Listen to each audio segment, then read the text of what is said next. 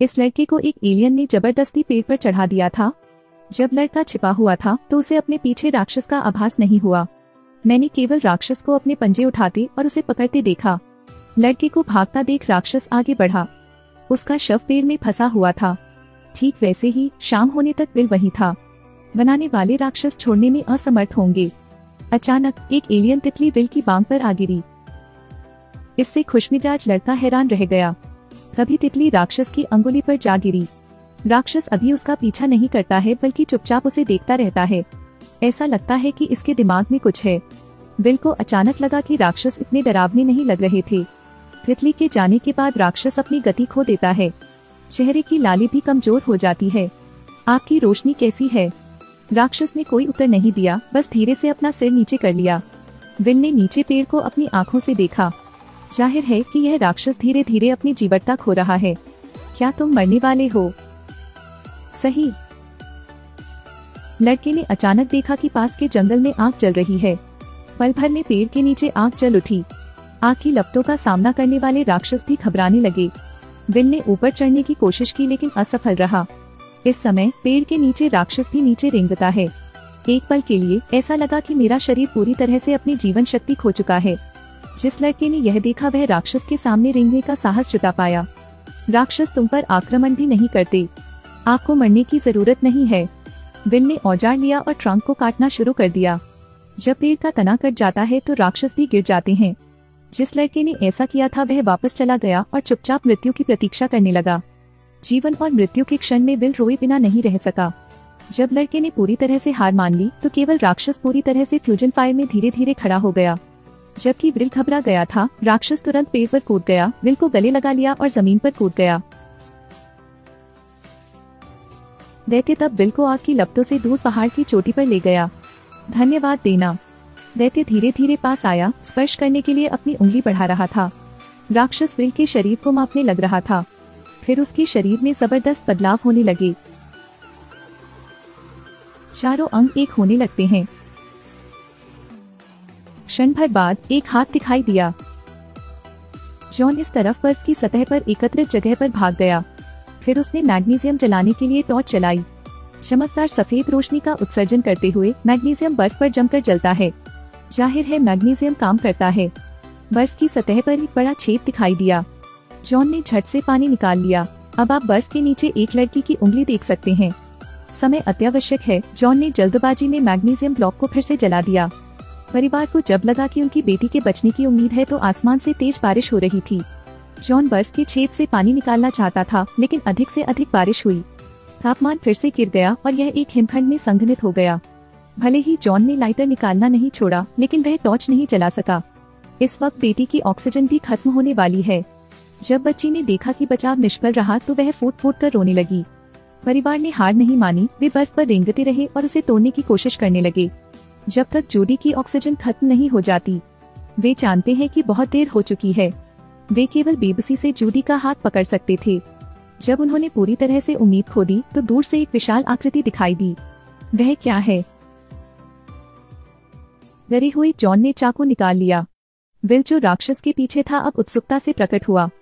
कोई बात नहीं विल, यह ठीक है। यह मेरे पास आता है। राक्षस बर्फ के नीचे उंगलियां देखते हैं। खतरे, विल रॉबिन्सन, क्या आप उसकी मदद कर सकते हैं? मैं तुमसे हाथ जोड़कर प्रार्थना करता हूँ। राक्षस आगे झुक गया और धीरे धीरे अपनी हथेली बर्फ पर रख दी। इसकी हथेली गुलाबी दिखाई देती है। उच्च तापमान के कारण जमी हुई छील पिघलने लगी। एक पल में घनी भाप के नीचे लड़की की आकृति दिखाई दी। राक्षस झील में पहुंचा और जूडी को पानी से उठा लिया। जब पूरे परिवार ने उसे देखा तो उन्होंने तुरंत उसे घेर लिया और फूट फूट कर रोने लगे। क्या आप हमें ठंड से बचाने के लिए कुछ कर सकते हैं? राक्षस ने धीरे से अपना हाथ उठाया, फिर एक कोमल गर्म हवा छोड़ी। मानो किसी राक्षस की बदौलत उन्होंने एक शांतिपूर्ण रात गुजारी। यह सिर्फ इतना है कि वे नहीं जानते थे जिस अंतरिक्ष स्टेशन पर वे पहले थे वह अजीब तरह से क्षतिग्रस्त हो गया था। यह इस रोबोट राक्षस के कारण है। यह अंतरिक्ष स्टेशन पर इंसानों को मारने वाली मशीन की तरह मारता है। तब अंतरिक्ष स्टेशन पूरी तरह नष्ट हो गया था। अनगिनत भागने वाले जहाजों और अंतरिक्ष स्टेशनों को अज्ञात ब्लैक होल में चूसा जाता है। छलांग लगाने के बाद वे इस रहस्यमय आकाशगंगा में आ गए। आज सुबह मॉरिन ने उस राक्षस को छुआ जिसे उसने पहली बार देखा था और राक्षस अजीब तरह से कोमल था, बस आज्ञाकारी वहाँ खड़ा था। जॉन ने सावधानी से पूछा कि रोबोट कहाँ से आया। विल को लगता है कि दुर्घटना में शायद उसकी याददाश्त चली गई थी। इस समय रोबोट राक्षस ने अचानक कार्य करना शुरू कर दिया। इसने एक उच्च तापमान जारी किया जो हिन्नत झील के नीचे डूबने लगा। तब बर्फ ने तुरंत एक मार्ग बनाया। जॉन पानी निकालने के लिए हवाई पॉट को नियंत्रित करता है और रोबोट मॉन्स्टर नानी में बदल जाता है। राक्षस पथ का अनुसरण करते हैं। शेष भाग का सामान्य रूप से उपयोग किया जा सकता है। जॉन ने इस ग्रह पर गिरे अपने साथियों को जीवित खोजने के लिए बाहर जाने का फैसला किया। सबसे पहले वे उस स्थान पर पहुंचे जहां रोबोट राक्षस अंतरिक्षयान दुर्घटनाग्रस्त हुआ था। जिज्ञासु मॉरीन जॉन को अनुसंधान अंतरिक्षयान के अंदर ले गई। उन्होंने अपेक्षाकृत उन्नत संरचना की खोज की। उन्होंने जांच की और सिस्टम स्टार्ट बटन नहीं ढूंढ सके जब तक बाहर का रोबोट राक्षस गलती से अंतरिक्षयान के मलबे को छू नहीं लेता। अंतरिक्षयान में प्रणाली सक्रिय है। मॉरीन ने इस ग्रह का नक्शा देखा। उन्हें यह जानकर आश्चर्य हुआ कि वे अब आकाशगंगा में नहीं थे। रोबोट अब अपनी याददाश्त को ठीक करना शुरू कर देता है। इसने अंतरिक्ष स्टेशन पर इंसानों को मारने का दृश्य देखा और यह दृश्य भी गलती से विल द्वारा अंतरिक्षयान के मलबे को छूते हुए देखा गया था। तो आप हैं, आप हम पर हमला क्यों कर रहे हैं?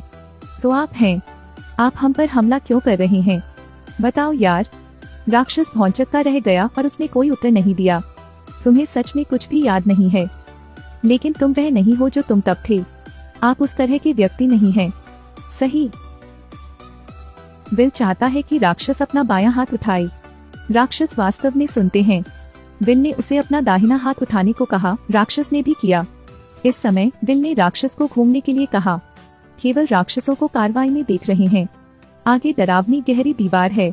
विल ने राक्षस को आगे बढ़ने का आदेश दिया। यह सुनकर राक्षस बिना कुछ सोचे समझे बाहर चला गया। इसे देखा और जल्दी से रुक गया।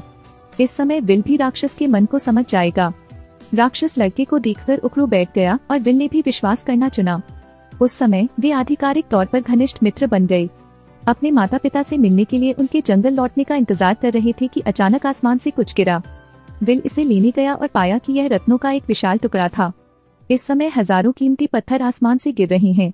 मणि अत्यंत तीक्ष्ण है, यहाँ सब कुछ नष्ट कर देती है। खतरे से बचने के लिए आप केवल बड़ी चट्टान के नीचे छुप सकते हैं।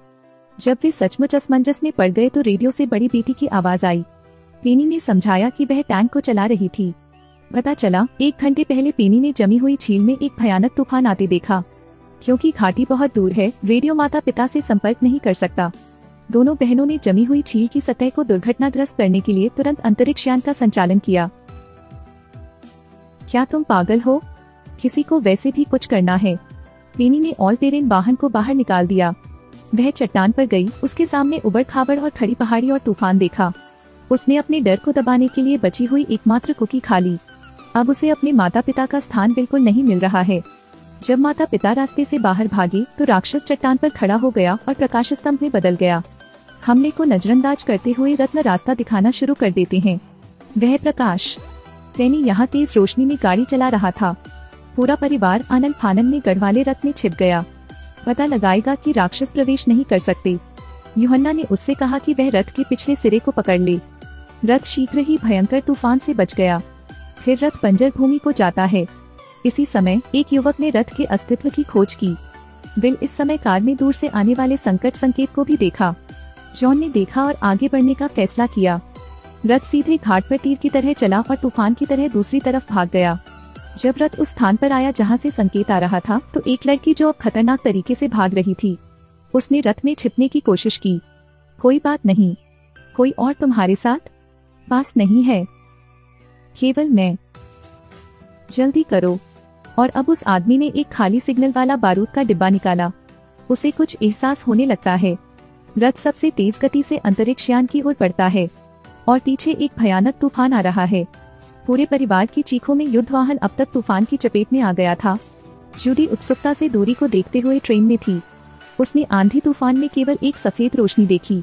फिर रथ उड़ गया और तूफान से पहले अंतरिक्षयान के गोदाम में भाग गया। कार में सवार व्यक्ति अभी भी पूरी तरह से ठीक नहीं हुआ है। रोबोट राक्षस को देखने वाली लड़की स्पष्ट रूप से घबरा रही थी। चिंता न करें, यह खतरनाक नहीं है। लड़की ने चौंक कर अपने सामने राक्षस को देखा। पता चला 1 हफ्ते पहले इस लड़की ने अभी अभी एक रोबोट राक्षस को लोगों का वध करते देखा है। स्मिथ घबरा गया जब उसने अपने बगल में घायल व्यक्ति को देखा तो वह डॉक्टर। उसने तुरंत डॉक्टर के लोगो वाले लड़के के कपड़े उतार दिए। डॉक्टर ने तो यहाँ तक कह दिया कि स्मिथ ने उन्हें बचा लिया। अगले ही पल स्मिथ ने अपने कपड़े पहने और अकेला चला गया। स्मिथ भागने वाले जहाज पर आता है, बैज के साथ अंतरिक्ष यान की शक्तियों को अनलॉक करता है। फिर 2 फ्लाइट अटेंडेंट से उसे दूर ले जाने के लिए कहें। यह बस अंतरिक्ष यान अचानक एक ब्लैक होल में चूसा गया था। विमान चला रहे लड़के की नींद खुली तो वह यह देखकर हैरान रह गया कि उसकी आंखों के सामने एक खाई थी और उनका अंतरिक्ष यान इस ग्रह के रसातल में दुर्घटनाग्रस्त हो गया।